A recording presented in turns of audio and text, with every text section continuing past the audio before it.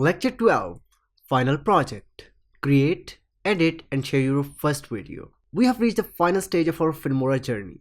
Over the past lecture, you have learned the fundamentals: importing, cutting, adding effects, working with audio, exporting, and saving in different formats. Now it's time to put everything together into a single project, a video that represents your creativity, technical skills, and storytelling ability. This final project isn't just about proving you can use the tools. It's about making something meaningful that you would actually want to share with others. Objectives of the lecture.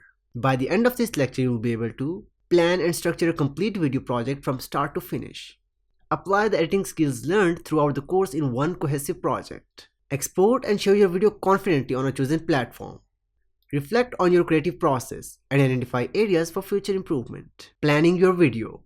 Before you open Filmora, you need a vision. Ask yourself, what's my purpose? Is it informative, entertaining, or persuasive?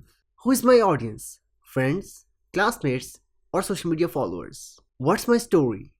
Even a short video should have a clear beginning, middle, and end. Example: a student might decide to create a 1-minute highlight reel of their semester, starting with the campus shots, moving to classroom activities, and ending with a message to friends. Creating the video in Filmora. Here's how you can structure your workflow. Import media. Bring in your video clips, images, and music. Arrange clips on the timeline.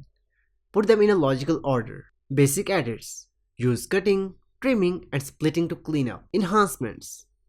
Add transitions, filters, or effects to improve flow. Text and titles. Insert captions, lower thirds, or an opening title. Audio. Add music or voiceover and balance the sound levels.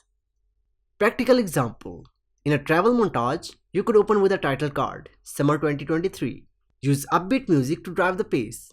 Apply filters for a warm look and close with credits. Sharing your work. Once your video feels complete, export in the right format for your chosen platform.